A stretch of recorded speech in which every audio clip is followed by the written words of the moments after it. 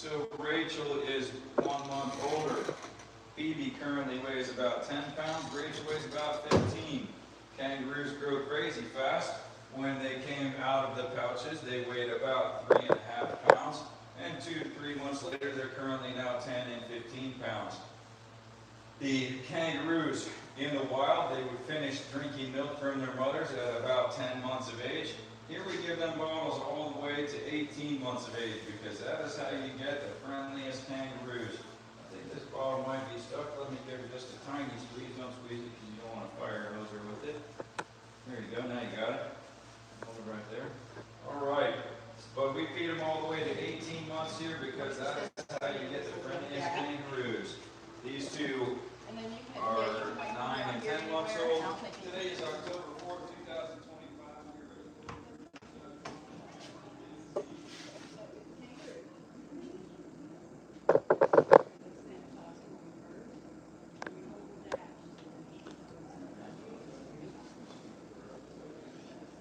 What's your name? Michaela. Hi, Michaela. It's nice to meet you guys. All right, if you guys want to come on in. Uh-oh. Hey, how are you? Good, how are you? Dash, he is waking up from his nap right now. Hey, buddy. What are you doing, Oh, you see bud? Ash today? Yes. Okay. Hey, bud. You want to come see us? He says, what in the world? The lights are on. Hey, buddy. You want to come see me? You still waking up? Yes. Oh, big stretch. You waking up? Come on, buddy. Come Now on. my thumb. Hey, bud. You have a paper cut? All No, my right. brother smashed my thumb in the door. Well, that's not good. Went to the car. All right, Oh, so my this is goodness. Dash. Dash. You guys are welcome to have seats over there. We'll start out. One or the other, do you just- care? I'll get the blue one. Okay. Alrighty. So Dash just turned a year old. August 5th is his birthday, so he is still very much so a baby. And sloths in general have really poor eyesight, especially when they're younger. They're still learning what things are and what all movements are and everything. So all of our movements we want to do really nice and slow and controlled movements. When you're petting him, you'll pet him real slow down the middle of his back like this. You'll have one hand underneath his booty to support his weight, and so he doesn't feel like he's slipping or anything. And then he'll just wrap his legs around your waist like this. His legs are really sensitive on a sloth, so we try to avoid those. And for him, it's really tempting to scratch him on his chin, because a lot of times he likes to turn his head backwards and be looking back behind him to see what's going on back here, especially if I'm moving around. But even though it could be really tempting, something for a sloth going towards their neck that they can't see coming can be kind of alarming. So we do avoid the chin. So I'm going to let you start out holding first, because you're in the blue chair. It's a lot easier to kind of slouch back down in that, and about halfway through we'll switch over, okay? You don't care, yeah, take the glasses off for me. So he's going to wrap his legs around your waist like this, and you'll take one hand to support underneath his booty. There we go. Oh, And do you have a phone that you want me to take some pictures with and stuff too? I have a phone and a camera. Right. I'm not sure that I'm going to know how to work the other camera, but let's see. Sweetheart. Where are you guys from? Where are you from? Mississippi. Oh, wow. I'm from Indiana. Yeah? There you go. You're staying in the condo, right? Uh-huh. Yeah. Yeah, somebody's in it right now. You with the other two ladies that are staying there, right? Other 4 ladies. Oh, 4, okay. Yeah. You saw 2 yesterday. Yes, yes, for one of the sloth encounters. Now, can I switch hands? Can I? Yeah, that's fine. Put this hand under. Yeah.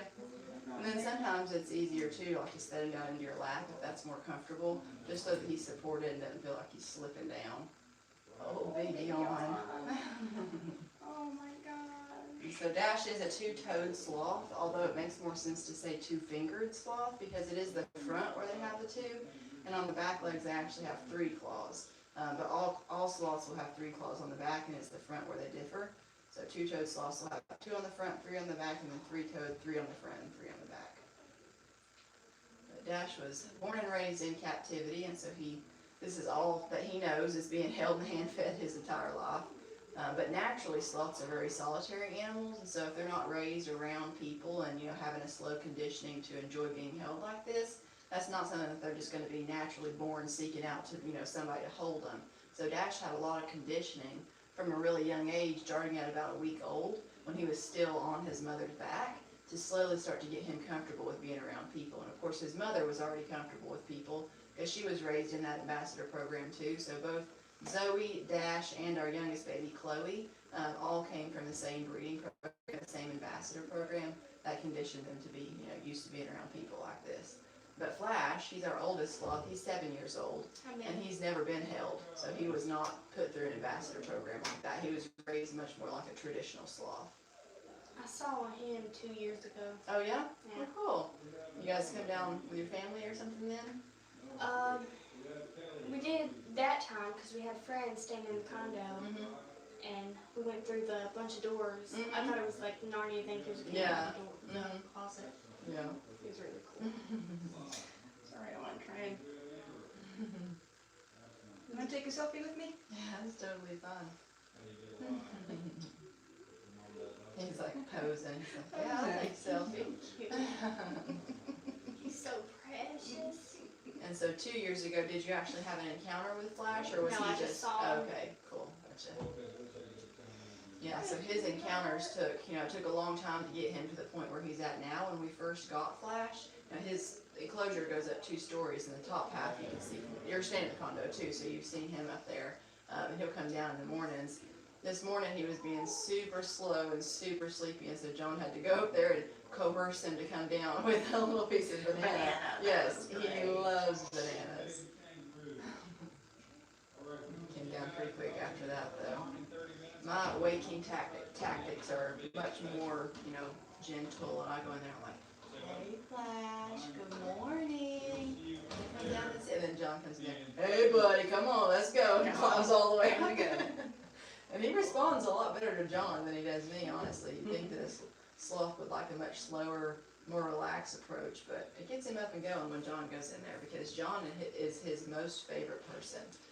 He was the one that worked with him the most when we first got him, because when he came here 3 years ago, we had 3 employees at the time, 2 of which being John and Donna, the owners. And so since then we've grown substantially, and now we have a lot of people that are in and out, and he hears a lot of different voices. But John is still his favorite voice to hear. And they do kind of pick their people like that, just like a dog or a cat would. Now, do they usually come from Central America, South America? Central and South America, yeah. Okay. Mostly South, but some are in Central as well. Yeah. And both two-toed and three-toed? Both? They're more native to specific regions. So there's different varieties of the two-toed and three-toed. Of two-toed, there's the Linnaeus, which is what Dash is, and there's Hoffman, and they're both native to different, more specific areas. And the three-toed, there's like 4 or 5 different categories of three-toed sloths, and so they're all native to different areas as well. I don't know all the specifics, there's way too many to keep up with. And there's, it's not just, these are in Central, these are in South, there's some that are in different regions of, Overlapping. Makes sense. Why Flash wouldn't want to come down. Sloths don't normally come down by maybe once a year, so. Yeah, well, they stay up in the very tippy tops of the trees a lot of the times, but it's Flash's routine that every morning, they're very routine animals. They're more routine even than a dog or a cat. My dog knows that when my alarm goes off in the morning, and when I go to the bathroom, when I come out of that bathroom, I'm going to the kitchen to feed her, and so she'll already beat me into the kitchen. She knows that's what happens every single morning. And Flash is the same way. So when we get here at 9:30 and open up his door, he knows when that door is opened up and I hear chopping out here when we're chopping up everybody's breakfast, I'm going to be getting my breakfast pretty soon after that. And if I go ahead and jump the gun and start coming down on my own, I get it a lot sooner rather than if I spend time up here and lollygag. And regardless of whether or not he comes out, he still gets his food in his dish, and his dish is on ground level, so he still has to come down to be able to get his food. But to go all the way down to the floor, that's what they do once a week. So once a week when they go to the bathroom, they'll go all the way down to the floor to go to the bathroom every single time, in captivity and in the wild. They don't need to in captivity, but in the wild it is detrimental for a sloth to do that. And that's because wild sloths will have a symbiotic relationship with moths that live all throughout their fur and on their backs that they need in order to survive in the wild. And it's important for them because those moths will produce a very specific type of bacteria in their waste, and when the sloth licks that up off of their back, that's how they digest their food. And so that bacteria is really sensitive to temperature changes, And in the wild, not in captivity, we always keep it a constant, stable temperature. But in the wild, temperature is always fluctuating. Overnight, it'll tend to drop, rain stores come in, and it'll drop, depending on the season. The temperatures will always be fluctuating. And if it drops below a certain number, that bacteria that's in their gut can be wiped out because the sloths cannot maintain their own body temperature. So they need those moths on their back to be able to lick up more of that bacteria. They don't need those moths in captivity because, like I said, we always keep it a stable environment and we never let them get cold. So they don't need those moths on them. But like coming down to the ground then, Yes, it's so cooler.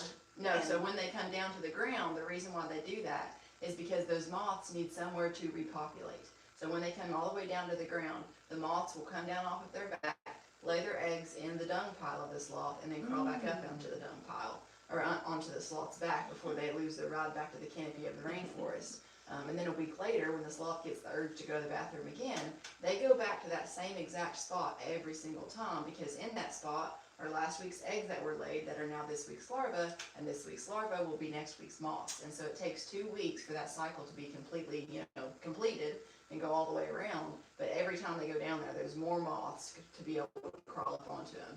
So the cycle always goes around and around.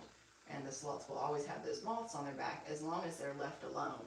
But if somebody were to go out into the rainforest and take a sloth down out of the tree that, is just living its own life, living its best life on its own, and then pet it and touch it and have an interaction like this with a wild sloth, that would be the end of that animal. It would be approximately 2.5 weeks before that sloth would starve, even with a full belly of food, just not able to digest any of it, because messing up that entire ecosystem that they have living on their backs with all of that moss and algae and those moths living on their back, those moths could completely just decide to leave and be like, this is not a hospitable environment for me to be in anymore. I'll go find a different sloth.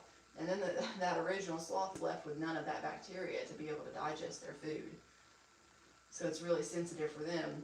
And it is hardwired into each and every individual sloth, even though all of our sloths that we have here were born and raised in captivity and have been for generations upon generations. Dash and Zoe and Chloe, all three are more than 6 generations removed from the rainforest, with the sloth's life expectancy being about 30 years.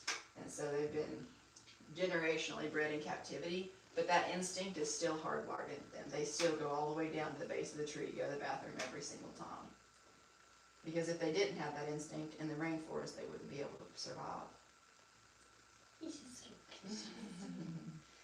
Now, amongst Flash and Dash and Zoe and Chloe, are they all female, or? So Flash and Dash are both males, and then Zoe and Chloe are both females. Yeah.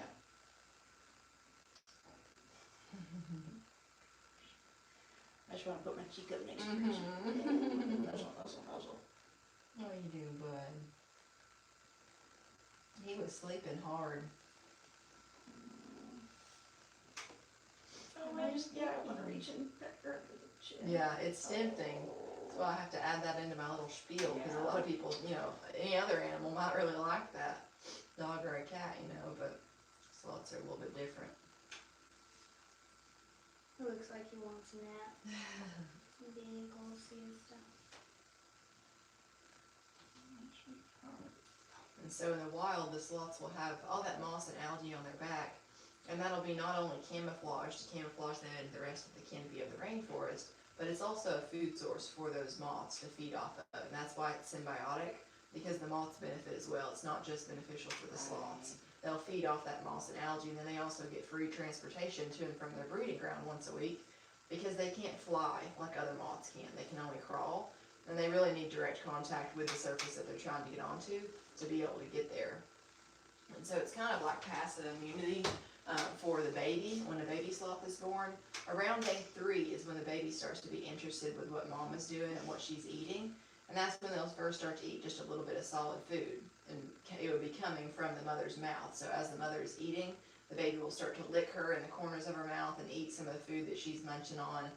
And the bacteria that she has in her gut that's helping to digest her food, gotten via those moths that are on her back, is also in her saliva and will then be transplanted over into the baby orally.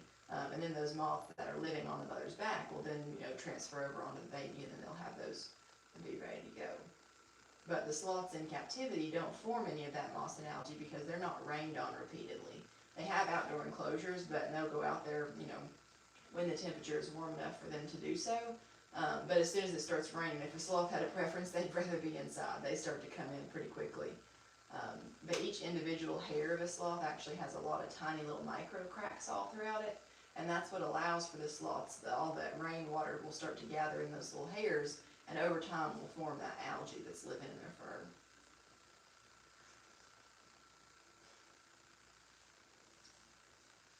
It's like she wants to kind of fall over sideways So here. I'm slowly falling asleep, just melting.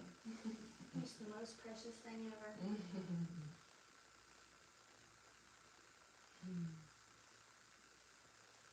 What do you think, Dash? Could we just do a couple more pictures? Mhm. Thank you.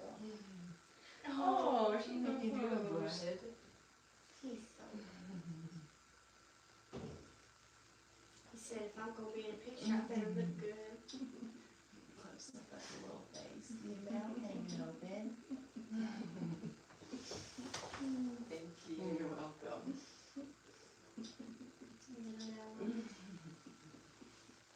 Buddy.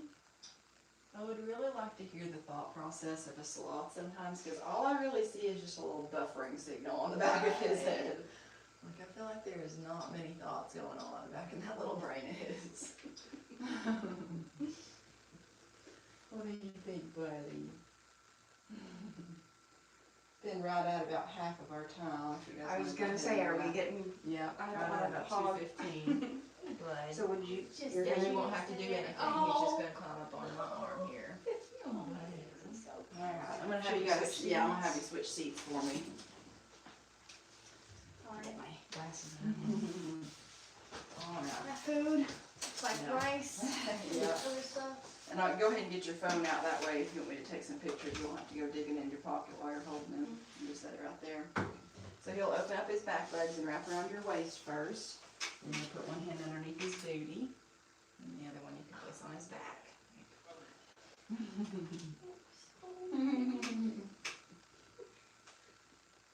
Isn't that awesome? He's just the cutest and he's so soft. What are you looking at, buddy? Hey, honey. I have to get the little close-ups of their face.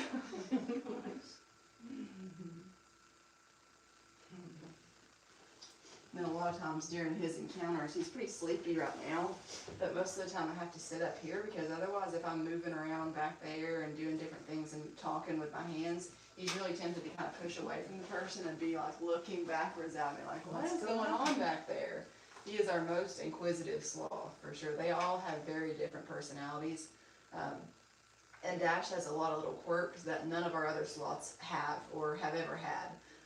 So ever since he's been a tiny little baby when we first got him, the breeder told us that when you go to pick him up from the airport and you look in the little transport kennel, don't think that the sloth has escaped and that your sloth is somewhere on the plane.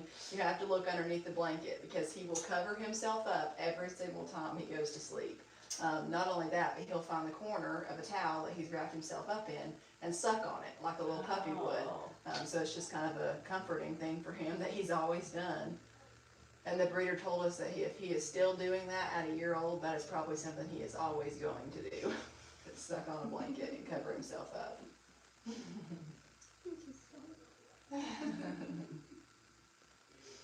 A lot of people are curious about how their claws work because for a sloth, I mean, they're designed to be an upside down animal. Very different from us and very different from any other animal. All of So their much- great weapons. Yeah. They do well, hurt a lot of things with those. Well, they hands. can definitely clamp down really tight onto something. And they're built to be upside down so much so that their hair will part down the middle of their belly and go backwards to their back. You know, a dog or a cat or any other animal that's going to be upright, their hair parts down their spine and goes down either way. But it's a opposite for a sloth. And while the hair is opposite, their claws also work opposite to our hands. Whereas open-handed like this is my relaxed state. It doesn't take any energy for me to have my hands open. But to squeeze down and make a fist or hold on to something, you know, squeezing like that, that's when I'm using muscles and tendons and ligaments, using energy to do it. For a sloth, it's opposite. So for them to clamp down onto a branch and just be hanging all of their body weight upside down like that is basically like this That's the for them. relaxed. Yeah, this is their relaxed state. And so for them to open up that claw and reach for the next branch, that's what's more strenuous for them to do. That's what requires energy.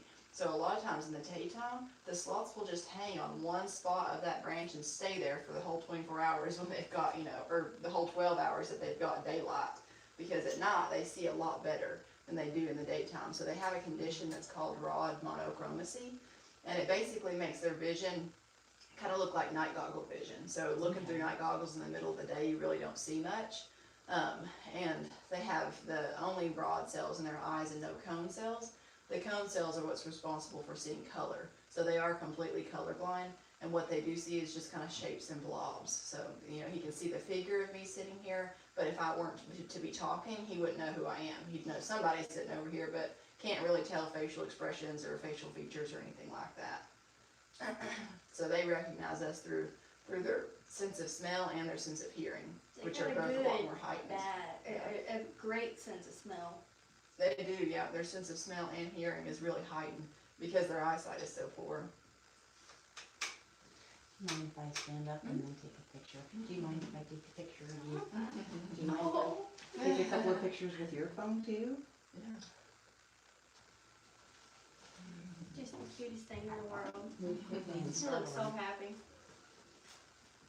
The movement back behind him so much doesn't really startle him. It's like the person that's holding is moving really quick. That's what starts to kind of get startling for him. What are you looking at, bud?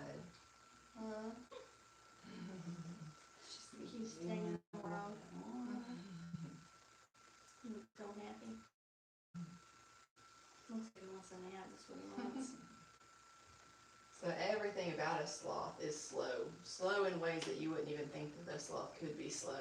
Their digestive system takes about 30 days to digest everything in it from start to finish. And so if they have an infrequent bathroom habit today, for whatever reason, if they had like looser stool or something, the reason for that didn't happen yesterday or even last week. It's been 30 days ago that they've had something off in their diet that has caused them to have that, little hiccup. And when it's they very only- hard to track. Yeah, I didn't turn it off. Do you want me to turn it off? I just leave it like that, yeah. Leave it on, okay. What are you looking at, bud? I just want to make sure when you go home you got plenty of pictures of your smiling and Dash is smiling. And he looks so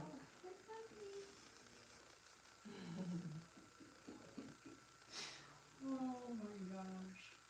Just cuddle whenever she's so cute whenever his back legs. Yeah, so you start to feel him kind of tensing up, yeah. Giving you a little massage back there.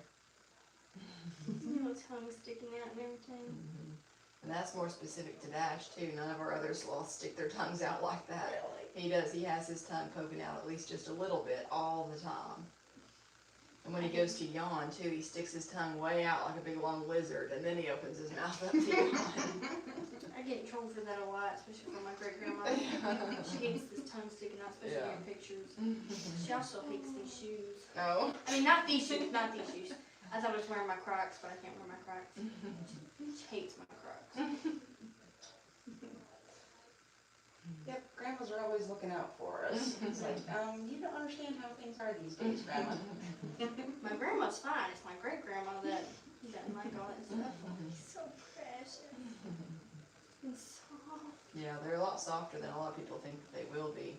A lot of people have seen pictures of wild sloths, and those, we've already talked about all that moss and algae that they have on their backs. And their hair will almost break off on the ends and makes them a lot more bristly, a lot more coarse than the captive sloths. Now So here, do you brush them? you don't really have to, no. So the sloths that we have here are probably the cleanest animal that we have on the entire farm. That's not because we bathe them. They bathe themselves and they stay pretty clean themselves because they don't have any natural odor to them. There's no natural scent glands, musk glands, oil glands, or anything like that. So they smell just like the rest of their environment. Sometimes you can get a hint of a little bit of a foul odor. That's just because when they go to the bathroom, it's been a week long. Oh my gosh, you're so soft. Oh my gosh. All right, this one is Phoebe. Phoebe is the first kangaroo that was born here on the farm. Her counterpart right there is Rachel. The other two are Ruby and Max. Max is the boy, Ruby is the girl. So I was telling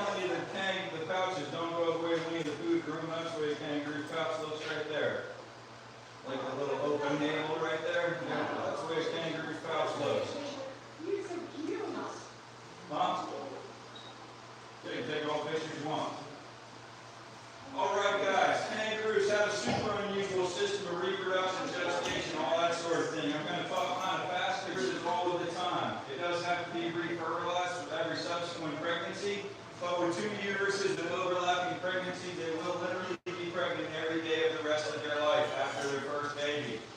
The kangaroo continually makes a chemical similar to pitocin. That is what you would give to a human female to induce labor. At the point it comes up to the pouch and latches onto a teat and begins to nurse, that makes a second chemical that blocks the pitocin, so it won't normally just birth back to back to back. When the baby comes up to the pouch, if you'd like to see what one looks like, I have a picture on my phone right here. When the baby comes up to the pouch, it is 2 grams, size of a jelly bean. This is a picture of Damani after Phoebe left the pouch, and that's the new baby that came up to the pouch. That's a 1-day-old baby kangaroo. You can see it has no back legs, no tail, no eyes. There's a mouth and 2 little feet. That's all it's got. Crawls on its own up to mother's pouch, latches onto this, which is the teat. Doesn't let go for a minimum of 70 up to 90 days.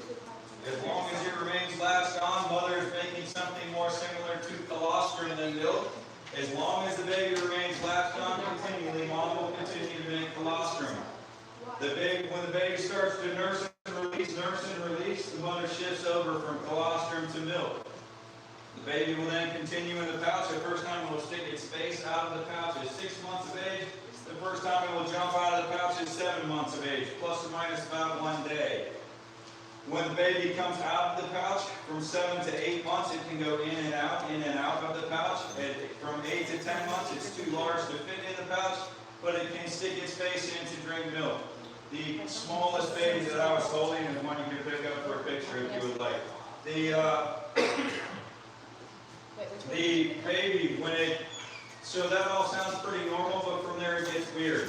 The kangaroo, two uteruses, 2 babies, all of the time.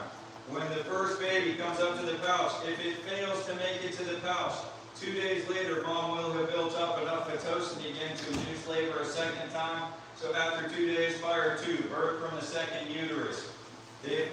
So every time it bursts one, it has 2 opportunities. One to come up and become viable in a semi-embryonic state, they call it, until it starts to nurse and release. So, what if the first one did make it to the pouch? What then happens to the second? What happens to the second is embryonic diapause. It will not progress, it will not regress. It will remain exactly the way it is for days, weeks, months, or years until mom is good and ready to deliver another baby. There are 2 things that make a female ready to deliver again. Number 1, if the baby it is currently nursing stops nursing, that takes the blocker off of the pitocin, and 2 days later it will birth another baby. 2, kangaroos birth as many as they can nourish and no more. So if the female gets overweight, it will double up the production of pitocin to bypass the blocker, and it will birth a second baby. Once 2 babies are both nursing, that doubles the amount of blocker, and it cannot possibly bypass the blocker twice. It can't make enough pitocin, so it cannot possibly have 3 in the pouch at the same time. If the second baby comes up long enough after the first, and mom has already shifted from colostrum to milk, 1 teat will start over with colostrum for the new baby, while the first one continues to make milk for the already existing baby. That is the only animal I am aware of that can make 2 different products with its 2 different teats at the same time. A female kangaroo is not a caring mother. If a female kangaroo were to have a mantra, that mantra would be, live to have more, at all costs. If a female is being pursued by a predator and has a baby in the pouch big enough to slow it down, it may very well ditch it on the ground for bait and take off. Live to have more. If the female is malnourished or dehydrated, it will throw its baby away and ditch. Live to have more. The kangaroos have a brutal but effective means of surviving drought. When a drought starts, when the females become malnourished or dehydrated, they will all throw all of the babies away. That gives the mob, the group of kangaroos, the best odds as a group of surviving a drought because they require less nutrition. The drought ends in a desert place normally with extremely heavy rainfall. So at the end of the drought, the kangaroos begin to gorge themselves on all these suddenly plentiful, lush green food. So they will birth 1 of the 2 babies that have been on deck through the whole period of the drought, which may have been years. As soon as the drought is over, they will all birth a baby. And then they are gorging themselves on all this suddenly plentiful, lush green food that doesn't normally exist in the desert. they all become overweight near immediately, and they will all give birth to their second baby. So that means their numbers would then have gone 50, 25, 50 when they birthed the first one, 75 when they birthed the second. Or if the drought was shorter and they did better, that number might go 50, 40, 80, 120. So you can make the argument that a drought is a very good thing for kangaroos, because at the end of the drought they will be stronger by individual, because the strong will survive and the weak will not. Stronger as a population because the weak not only don't survive, they are removed from the gene pool, and larger in number because they will all birth twice. So that is why kangaroos are absolutely prolific in Australia, and that is why they outnumber humans at least 3 to 1 between kangaroos and wallabies together. So here we call these exotic animals. There they call them varmints and pests. This one. One hand under his front feet like this, grasp the hip with the same hand. Extra hand is extra, you can all tail it flat. This hand on the hip. There you go. Other one on the tail. There you go. Just quick, she doesn't stand there.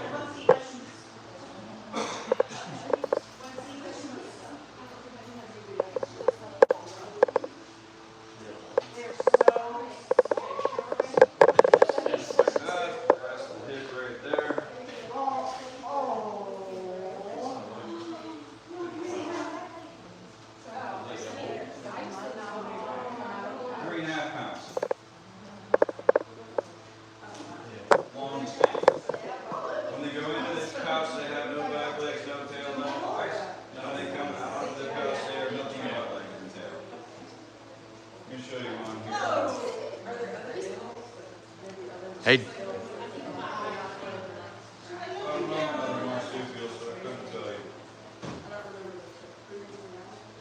Semi-embryonic state. There you go. You want to hold it? Yeah. You want to hold it? All right, you ready to open the camera? No, it's up.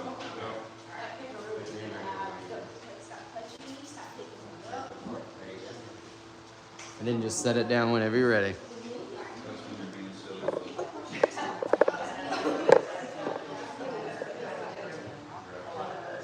That's one. Right, that's the big guy outside.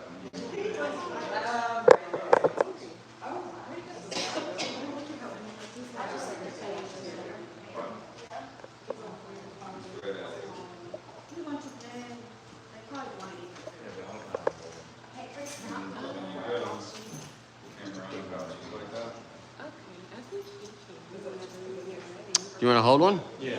All right. You get your camera ready? You don't mind. No. The photo that Michael got is funny. It's like,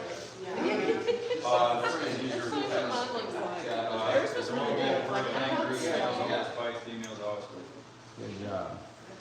No. But if you want to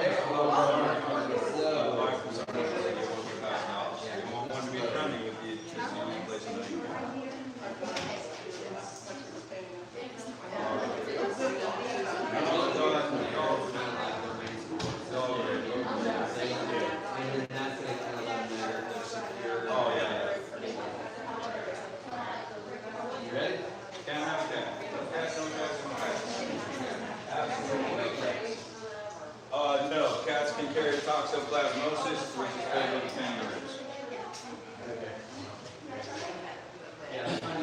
All right, guys, everybody that's on the farm tour, we're heading to the other barn.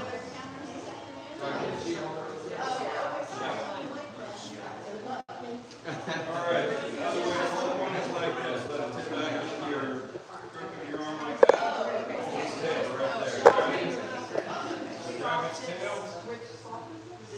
There you go. Click fast.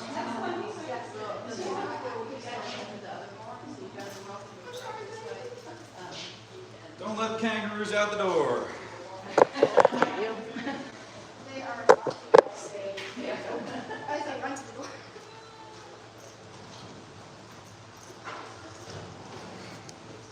Michaela, do you already have your other one?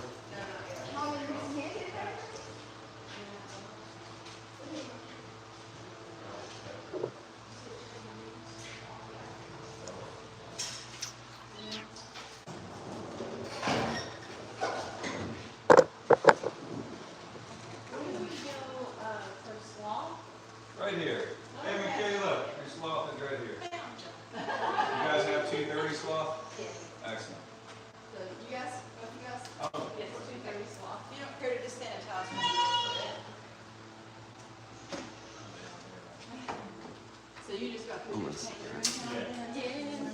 We did the monkey too. Oh, yeah? How was he? Did he interact with you guys much? Loved him. Yeah, it usually is the guys that he's more Tried interested to in. scalp me and Oh my god, yeah, he doesn't stole my want hair. to. All this broken You can hair close, that's that's starting to dry from my shower this morning that you see sticking up is all from Georgie. So, Georgie? yes, yeah.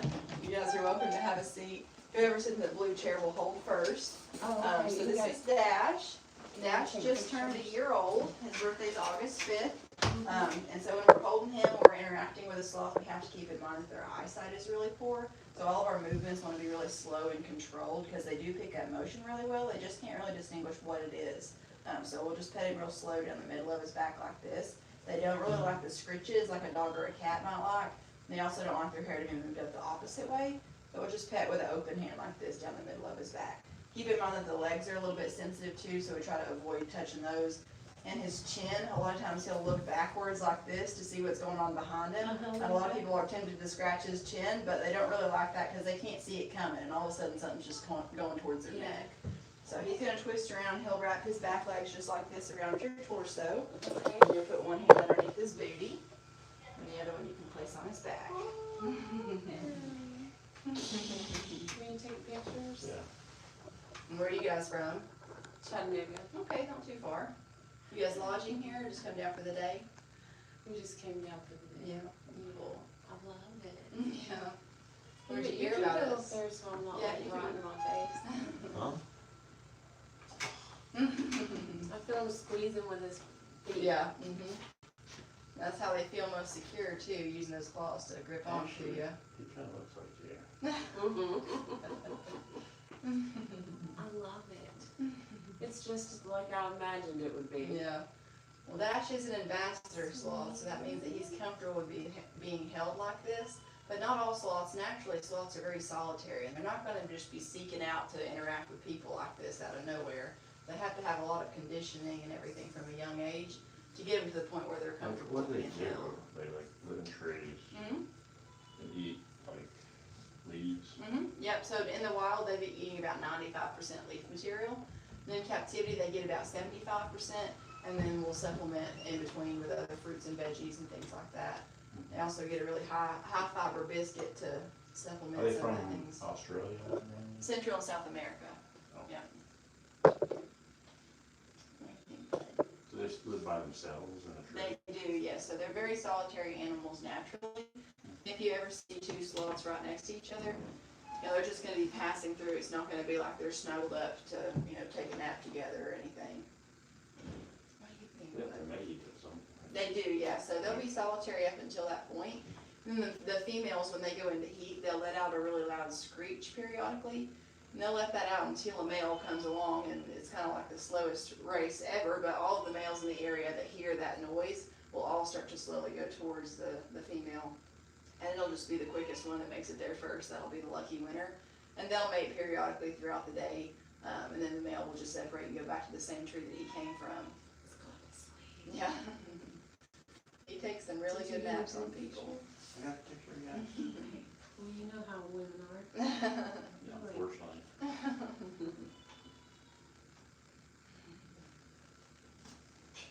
Anything, bud? What are you looking at? This is the sweetest thing ever. Just sits there. I know, but the feeling of it, they're really good. They're soft. Yeah. Yeah, it's pretty soft. They're softer than a lot of people think they will be, because wild sloths are definitely not soft. People have seen a lot of pictures of wild sloths. They'll have a lot of moss and algae all over their backs, and they'll be a lot more bristly, a lot coarser. But in captivity, if they're born and raised in captivity, they'll be a lot softer. And the sloths that we have here on the farm are probably the cleanest animal that we have on the entire farm, because they don't have any natural scent glands, musk glands, odor glands, or anything like that to them. And so they just smell like the rest of their environment does. In the rainforest, they just smell just like the rest of the rainforest, earthy, green, mossy, earth. In captivity, sometimes they have just a little bit of a tinge of a smell to them, because when they use the bathroom, they go at night, and then they're, in their enclosures with their bathroom there for a few hours before we come in the morning to clean it. And it's pretty putrid because it's been sitting inside of them for a week. They only go to the bathroom about every 7 to 10 days. So it is a massive amount when they do go. It's a big puddle and pile. It's about 30% of their entire body weight that they'll expel. It's wild. That was the next year. I was gonna say, I knew we were gonna. Same thing for us. Okay. Hold on, we've got, Yeah, you got 30 minutes Yeah. total, so it's been about 5 minutes so far. we don't wanna upset it. So we'll switch over about halfway through. The transfer process is the only like unsteady thing of the entire encounter. There for a second, they're just midair. So we do about 15 minutes and then 15 minutes. Unless you want one to hold longer than the other one, then we'll just transfer the one time. That's not hold for a minute. Yeah. So So they live in a tree. They do, yes. Yeah, they'll stay up at the tops of the trees. The majority of the time, the only time they ever come down to the floor is to either go to the bathroom or to crawl to go find a mate. The jaguars are their predators. Yes, jaguars and harpy eagles are the two most successful animals that try to eat a sloth, but virtually anything in the rainforest could potentially eat a sloth. That is a carnivore, because, you know, they have essentially, Real yeah, fast. yeah, the sloth, they have essentially no defense mechanism, and they're extremely slow, so. I don't mean to be giving you a pop quiz or anything, but I wonder, what are their closest relatives, like animals? Well, a lot of people will ask me that, honestly, they'll ask what they've evolved from. Looks like a skunk. Yeah. Or a Well, badger. They also get a bat a lot. They think that, some people think that he looks like a bat because that darker face, Or little raccoon. fruit bat. But I always tell people that the closest thing that they've evolved from is sloths. So they were sloths in the beginning. They've always been sloths. They've just looked a little bit different from what they were Like originally. Ice Age. Yeah. You know the sloth in Ice Age? Yeah. And there's been different types of sloths. So we did used to have the giant ground sloths. Yeah, I've seen a picture of that. Yeah, and we do have fossilized records of those, and if you like avocados, you can actually thank them for that, because they've been the only animal that has been able to swallow the entire avocado and its pit, and then transplant that around to. That's my favorite avocados. See, I told you. Thanks, sloth. You evolved from a sloth. I did.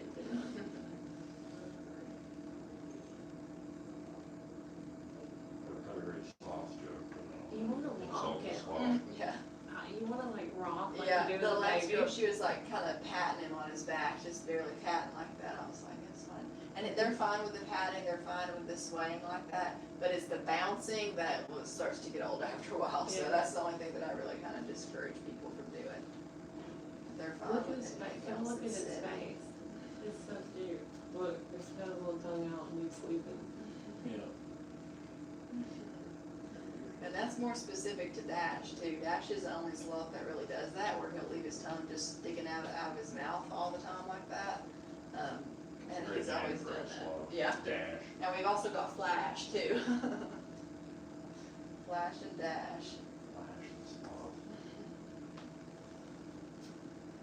But they sound Do they like like walk to real be- slow, like. So they don't ever really walk. The only time that they ever will come down is very, very rarely, just to go down to use the bathroom, and they'll still be holding on to the base of the tree. And it's last resort for a sloth to be on the ground. You know, that's So when they go they're from like most limb exposed to to. limb eating. Yes, that's what leaves. they try to do most of the time. They can crawl, but it's an extremely painfully slow process to watch. It's slow motion on steroids for them to go. Because when they're on the ground, what we would think as right side up, that's their upside down. So everything is flipped for them, including their vision when they're like that. So when they're looking upside down, when he turns his head back to look at you, that's his way of seeing right side up. And so if he's leaned all the way back or if he's on the ground, it's like everything's flipped and they're kind of disoriented. But actually the fastest form of transportation for a sloth is via water. They are excellent swimmers and they're a lot more efficient at swimming than they are crawling. So a lot of times if a sloth is coming down trying to find a mate, they'll look out for a body of water to get into to make it, because it conserves a lot of energy doing that. Now I wanna see it, sloth swim. Yeah. They're pretty good at it. The way that they digest their food is similar to a cow. So cows are ruminant animals where they have 4 chambers or 4 compartments to their stomach that helps to digest all of the grass that they're eating. And sloths don't eat grass, they eat leaves, which is pretty similar in, makeup, and they digest their food very similar. So the first compartment of the sloth's stomach is really big, and it helps to ferment down a lot of those leaves, and that creates a lot of gas in the process. So it makes their back end basically just float, and then the front end, their arms kind of work as propellers, and they'll just do little breaststrokes until they get to wherever they're trying to get to. And the claws that they have, they're all, they stay right there together, and so it works well for them to propel themselves forward, because their front arms are about twice as long as their back legs, and just as long, if not longer, than the rest of their entire body. So one swipe with a front arm gets them, going forward pretty quickly. But as far as defense mechanisms, they don't really have a whole lot. Their claws look really ferocious, but they don't have enough energy, and they don't move quick enough to really use those claws to deter Why are they so anything. slow? Well, they're slow animals because they have to be. So in the wild, they're eating 95% leaf material. And if you think about the dietary requirements of anything, they need calories. And leaves don't have a whole lot of calories in it. And it takes calories in order to create ATP, or our energy source. So since they don't have a whole lot of means to do so, they don't have a whole lot of energy reserves. So they have to be slow so that they don't just all of a sudden use up everything and they can't move. So they have to be slow all the time. They can have short bursts of energy if they're really startled by So the something and fast trying to get away. sloths got extinct. Yeah. They burn themselves Yeah, out. because it wouldn't work out well for them, because if they were fast animals, that would make them spotted a lot more easily detected by a lot of other animals that could potentially So eat does a them. jaguar run up a tree, Mhm. grab one? Yeah, so what they'll do, jaguars in the rainforest stay up at the tops of the trees a lot of times too. And while they're up there, sloths most of the time in the daytime will just stay in one spot for hours on end. And scientists used to think they were sleeping for all that time. More current research shows that they're not actually sleeping the entire time, they just choose not to move in the daytime because they really can't see it as well. And in the daytime, that's when a lot of other animals are awake that could eat them, and so they'll stay in the same spot. But if they're just minding their own business, holding on to that branch, and all of a sudden out of the corner of their eye, they see a little bit of movement, well, they've got to know to turn, look, and react to that. Even though their eyesight is extremely poor, they may not be able to distinguish what it is that's coming towards them. Anything moving towards a sloth at any rate of speed in the rainforest is probably bad news for the sloth. And so what they'll do is scurry out to the end of the branch as quickly as they can and use up a short burst of energy to do that, so that when they get out there, that branch may be able to support a 10 or 15 pound sloth, but probably not a 35 or 40 pound jaguar as well. And so if the cat gets out there on top of the sloth and the branch eventually bends and breaks, that's kind of best case scenario for the sloth, because they're built to be able to withstand a fall from 100 feet in the air and be completely unharmed. So on the inside, they're kind of built like trucks. They've got a total of 46 ribs, so it's 2 sets of 23, and their rib cage is extremely flexible. So when they hit the ground under all that force, their rib cage will just kind of flex under their body weight and then go back to normal. They've also got a lot of connective tissue that's holding all of their internal organs in the middle of their body cavity, where they're supposed to be at, so they don't really sustain internal damage either. Do you want to go? You ready? We got about 10 minutes left, well, 14 minutes left. So if they're solitary, it looks like he's like hugging her, like. Yeah, so this behavior is not natural for sloths. This is a conditioned trait. So by the time that he was about a week old, the breeder started to work with him for small increments, small times throughout the day, to slowly work him up to get him to the point where he's comfortable with being around people. And then it just kind of goes from, when they're with their mother, they go from their mother being their source of comfort to then after their mothers have weaned them, humans being their source of comfort. But naturally, that's not going to be a transition that sloths make without human intervention. But where you guys want to transfer now? Sure. Yeah, She's hogging the sloth. I love this one. I don't mind how you have to get them, just. Do we need to change shares, or does it? Yeah, if you guys don't care to swap out chairs, it's a little bit easier to relax back into that one. Get some pictures. Of me and your baby. So he'll open up his back legs. He's just going to wrap around your waist first. And you'll put one hand under his booty. Underneath, yeah, there we go. Okay. Let's keep it here. He's so soft. Isn't it sweet?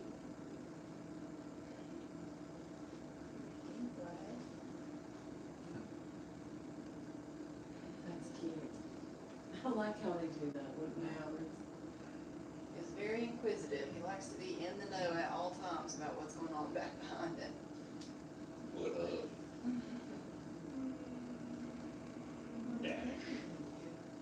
Is there hand sanitizer in here? Or There's not hand sanitizer in here, but you're welcome to wash your hands if you is need it to. gonna bother them? No, just turn Okay. the water on real slow. There's something on Oh. Oh. Is that good? Yeah, that's fine. Thank you. You have pictures. Yeah. There's a really cute one. He likes to pose. You get the best pictures when you're back there. You're just He's got to yawn most likely, yeah. Oh. You can see all those teeth too when he opens up like that. yeah. A lot of people are surprised to see how sharp they look, and they are sharp because they are self-sharpening systems. So every time they close their mouth, their teeth will grind up against each other to keep them sharp every time. It's the weirdest animal. Isn't it? There must be in a certain family or species or Yeah. something. So they're in a superorder called Cephorans, and that means a mammal with a hinged spine. So believe it or not, they can actually curl themselves up into a complete ball, so much so that a comfortable resting position for Zoe, she's our 2-year-old sloth, almost 2 years old, she will rest her behind on a branch and curl her spine all the way over to where her chin is resting on her booty. So they can curl themselves up pretty tightly. Huh. 2 other animals that are in that super order are anteaters and armadillos. The trash can is just outside the door there on the right. Okay, Yeah, I can so you wait. just I'll have to go keep look. it. Isn't it the cutest little thing? He's so ugly, he's cute. He gets that a lot. I like their little wet noses. Mhm. If you wanted to try to feed him anything, you take this little dish, I'll give it to you. You'll hold it about right here. I'll for him to see if he wants to eat any of that. Snack. They're so gentle. So super gentle. Good stuff, buddy. So that there is a mixture of brown rice and shaved up sweet potatoes. Yum. And then there's a really high quality dog food that's been soaked in water and then mixed into it. And so that's what our babies will eat for roughly the first 2 years of their lives. As well as, they still get a lot of leafy greens like spinach and kale and romaine lettuce and collard greens and things like that. But then once they get to be about 2 years old, they get to eat a lot more veggies. So things like sweet potatoes and squash and zucchini, corn and carrots and stuff like that. Then it'll be a slow transition on to eating that. And another protein source for them will be hard-boiled eggs. So they really do enjoy hard-boiled eggs. And the total protein requirements per week of a sloth is 2 hard-boiled eggs a week. Oh, So really? one hard-boiled egg has 16 grams of protein in it. And if they get 2 a week, that's all that they need. I wish it was that easy for us. Yeah. I wouldn't mind going slower if all I had to eat was.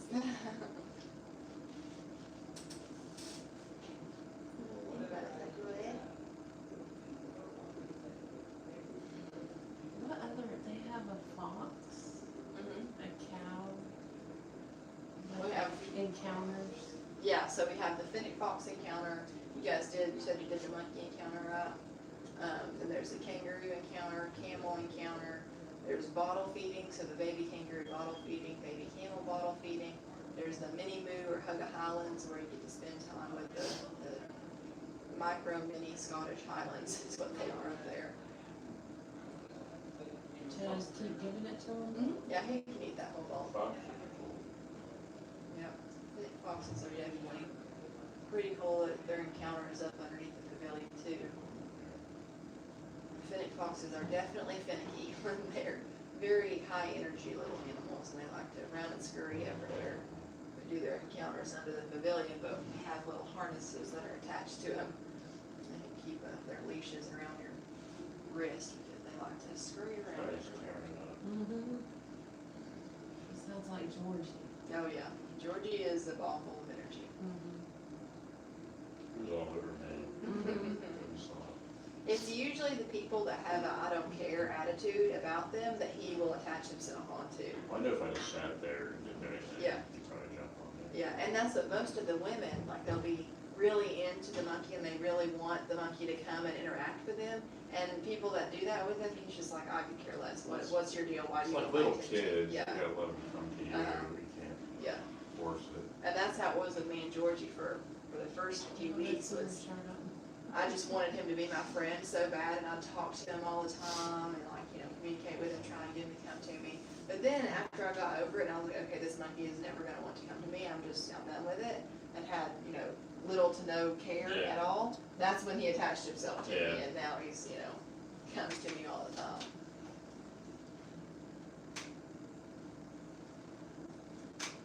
That's how women treat me. I think I don't care. So he's looking, oh, it's yawn. Shocker.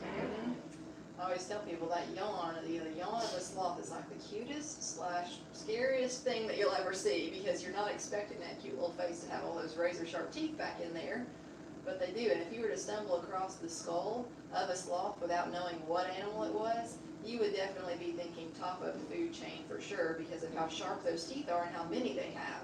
Because a lot of other animals that have, big fangs like that in the front are carnivores. And two-toed sloths, they're kind of opportunistic omnivores. Occasionally, if they were to come across a small bird's nest in the wild with some really young baby birds, they would eat something like that.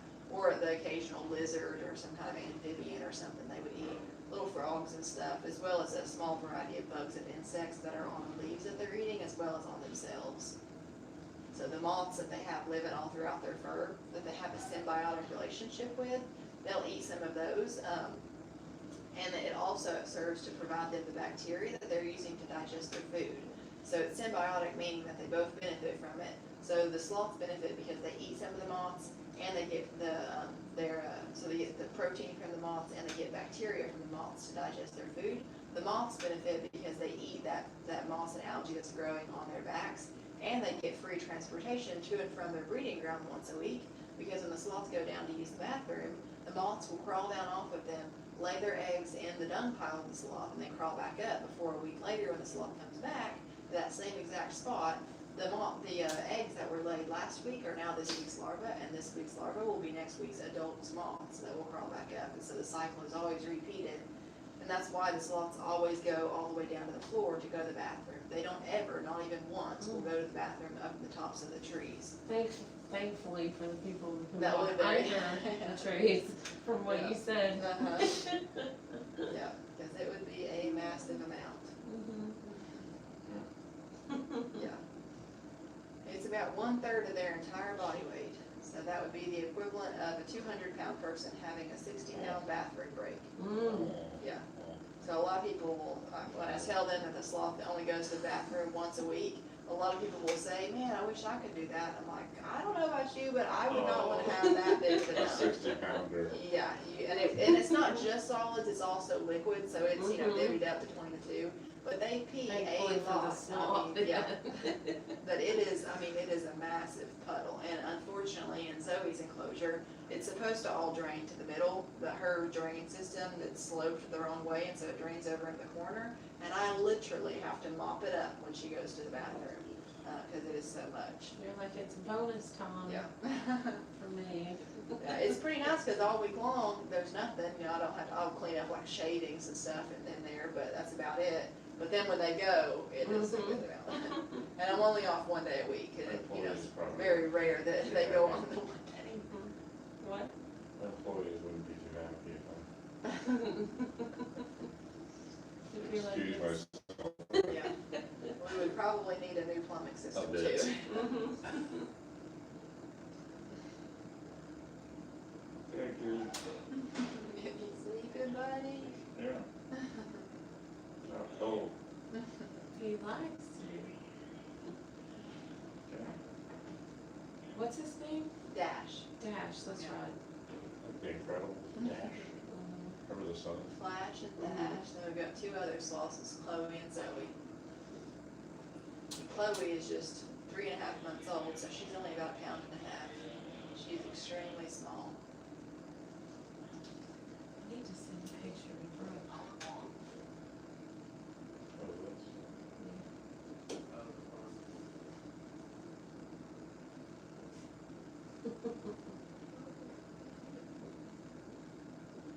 What do you mean?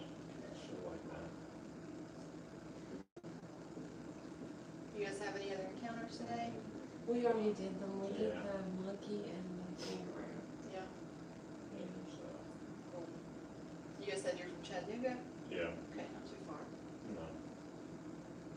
It's cool, we've been wanting to do this. Yeah. We should do the fox sometime.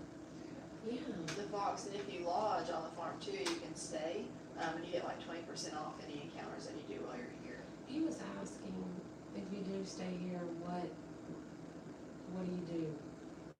What do you mean?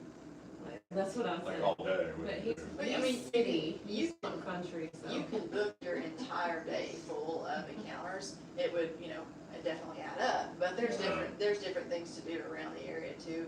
Depending on the season, there's the whitewater rafting, you too, down the lower Ocoee as well. Then the Hiwassee River's not too far as well. Okay, because I wasn't sure either. Yeah, but there's different little things like that that you can, and in the accommodations too, there's like little booklets of different things to do in the areas. Mhm. And I mean, I think you would like, I like to get I outside. love to camp and stuff, and fish. Yeah, and we're right on the banks of the Ocoee, so right down there across the Riverside cabin and the 3 covered wagons down there, you can fish right off the bank there, and you don't need a fishing permit because it's private property. So, Oh, yeah. I don't mind fishing. You like it. City boy. You are, yeah. I know that our time goes by so quickly, Yeah. but it has just finished up, so Sure, go okay. ahead and get it from you. Hey, Dash. It's your boy here. What? You waking up? You're extra sleepy today. Did they just put you to sleep? Claw thing. You like to. There we go. Thank you so much. Thanks. You're very welcome. I'm Thank glad you. you That guys was got to fun. spend some time Yeah. with him. And come out here and hit the hand sanitizer one more time.